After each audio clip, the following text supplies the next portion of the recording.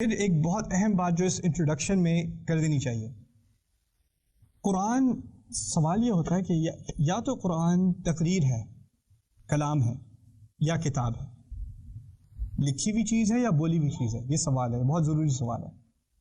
انسان کے لکھنے میں اور انسان کے بولنے میں زمین آسمان کا فرق ہے۔ ابھی میں آپ سے بول رہا ہوں، اور جب میں بولتا ہوں تو میری زبان میں غلطی بھی ہوتی ہے، میں اپنے آپ کو ریپیٹ بھی کرتا ہوں، غلطی سے انگریزی کے لفظ بھی بیچ میں داخل کر دیتا ہوں، کرتا ہوں کہ نہیں؟ انسان کی سپیچ میں اگر انگریزی میں ہو، اردو میں ہو، کسی بھی زبان میں ہو، غلطی لازمی ہے، وہ ہوتی ہے۔ اور پھر انسان اپنے آپ کو کریکٹ بھی کرتا ہے، واپس جا کے دوبارہ اپنے آپ کو ریپیٹ بھی کر دیتا ہے، ٹھیک ہے نا؟ اچھا، فرض کریں کہ میں کوئی تقریر دے رہا ہوں اور کسی نے اس تقریر کا ٹرانسکرپٹ، پوری ریکارڈنگ اس کو ٹائپ کر دیا، اس میں ریپیٹیشن ہوگی کہ نہیں؟ لازمی ہوگی۔ اس میں گرامیٹیکل مسٹیکس، غلطیاں ہوں گی کہ نہیں؟ تو اس کو ایڈٹ کرنا پڑے گا کہ نہیں؟ لازمی۔ یہ بات سمجھنے کی ضرورت ہے کہ قرآن جب نازل ہوا تو نہ رسول صلی اللہ علیہ وسلم کے سامنے ایک لکھی ہوئی کتاب تھی، ہوتی بھی وما كنت تتلو من قبله من کتاب وما تخطه بيمينك، آپ تو پڑھتے ہی نہیں ہیں کتاب۔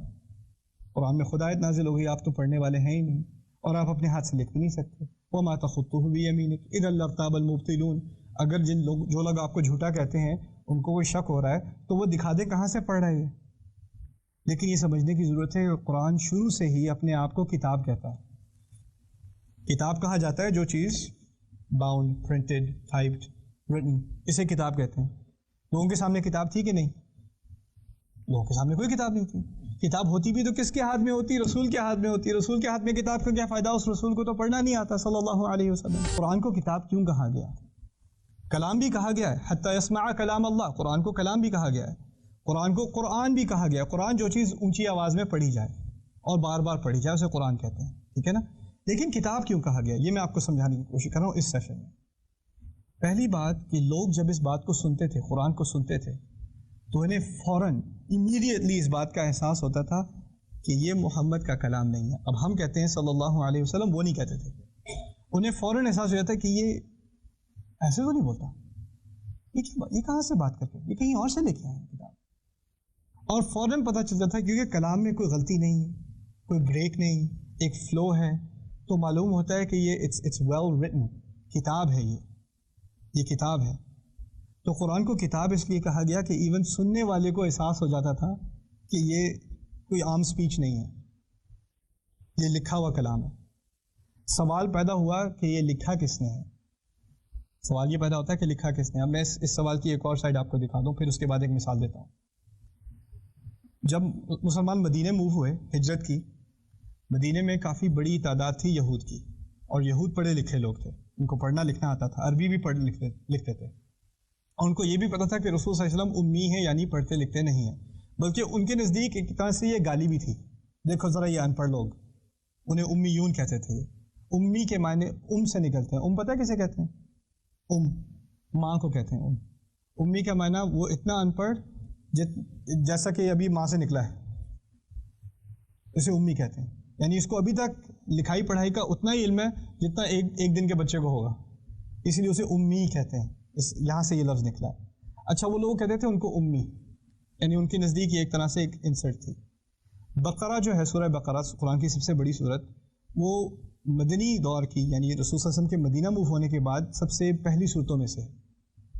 پہلی آیت کیا ہے سورہ بقرہ کی، پتہ ہے کسی کو؟ الف لام میم۔ اچھا، الف اور لام اور میم یہ حروف ہے نا، یہ حروف کے نام ہیں۔ انگلش میں حروف کے نام ہے A B C D E F Q R whatever, right? These are letters of the alphabet. یہ الفابیٹ کے لیٹرز ہیں، الف لام میم۔ اچھا، یہ بتائیں الفابیٹ کون سیکھتا ہے؟ جو پڑھنا سیکھ رہا ہو۔ الفابیٹ کسے آتی ہے؟ جسے پڑھنا آتا ہو۔ جس نے کبھی پڑھنا سیکھا نہ ہو اس کا حروف سے کیا تعلق؟ بہت سارے لوگ ہیں، فرض کریں پاکستان میں بہت سارے لوگ ایسے ہیں جو اردو بولتے ہیں، پڑھتے نہیں ہیں۔ اب جو اردو بولتا ہے پڑھتا نہیں، اسے جا کے کہو الف ہے کی ہے، اسے کیا پتا الف کیا ہے؟ اس کے مطلب کی بات ہی نہیں۔ الف تو اس کے مطلب کی بات ہے جو بیٹھ کے کسی استاد کے ساتھ پڑھے، الف کیا ہوتا ہے، لام کیا ہوتا ہے، میم کیا ہوتا ہے، وہ حروف پڑھے، رائٹ؟ بقرہ کی پہلی آیت الف لام میم ہی یہود کے لیے ایک طرح کا شوق تھی۔ یہ حروف اس کو کس نے سکھا دیے؟ یہ تو امی ہے، اس کو تو پڑھنا نہیں آتا، اس نے کہاں سے سیکھ لیے حروف؟ یہ حروف تو کسی کتاب سے ہوتے ہیں. اگلی آیت کیا ہے؟ ذالک الکتاب. باقی ٹھیک کہہ رہے ہو، کتاب ہے. یعنی پہلے اللہ تعالیٰ نے ان کا ذہن اس طرف ڈالا کہ یہ تو کسی کتاب سے ہے، پھر بتایا واقعی کتاب سے ہے، یہ اللہ کی کتاب ہے. You understand؟ اچھا تیسری بات، کیونکہ رسول صلی اللہ علیہ وسلم کے سامنے لکھی کوئی بات نہیں ہے. جب میں کوئی بات کرتا ہوں منہ سے نکلتی ہے، اور جب میں کوئی بات لکھتا ہوں اس میں ایک اور فرق بھی ہے. اس فرق کو سمجھنا بہت ضروری ہے. جب میں کوئی بات لکھتا ہوں نا تو شاید غلطی سے لکھ دوں تو لائن کراس کر دوں. اگر کمپیوٹر پہ ٹائپ کر رہا ہوں تو لفظ کو اریز کر دوں، کٹ کر دوں، پیسٹ کر دوں. ایسے لکھوں تو اس میں سے ایک دو جملے نکال دوں، ایک پیراگراف کو بڑا کر دوں، ایک کو چھوٹا کر دوں. ایڈجسٹمنٹ کر سکتا ہوں کہ نہیں؟ کر سکتا ہوں. جب بول رہا ہوتا ہوں تو ایڈجسٹمنٹ کا کوئی موقع ملتا ہے؟ جو بات ایک دفعہ نکل گئی وہ نکل گئی، اب وہ واپس نہیں لی جا سکتی. قرآن میں کوئی ایڈیٹوریل پروسیس ہے. اگر لکھا ہو انسان کے سامنے تو ہو سکتا ہے کہ کوئی مٹا کے کوئی اور چیز ڈال دے، کوئی ایڈجسٹمنٹس کر دے. قرآن پورا کا پورا بولا گیا ہے کتاب اللہ تعالیٰ کی یہاں، اللہ تعالیٰ کی پوزیشن میں، لوح محفوظ کے اندر اللہ تعالیٰ کے پاس ہے. لیکن جو دیا گیا وہ کلام دیا گیا، زبان پہ دیا گیا، اور زبان میں ایک دفعہ بات نکل جائے تو وہ واپس نہیں لی جا سکتی. سمجھ رہے ہیں بات؟ اچھا پھر میں آپ کو ایک اور بات بتا دوں. عربوں کو کیڑا نکالنے کا بہت شوق، وہ کسی کو نہیں چھوڑتے. اور یہ 600 صفحے کا قرآن ہے، 600 صفحے کا قرآن. ایک دفعہ جو کسی نے تلقین کی، کسی نے کمپلینٹ کی، ایک دفعہ جو کسی نے بات کی ہے،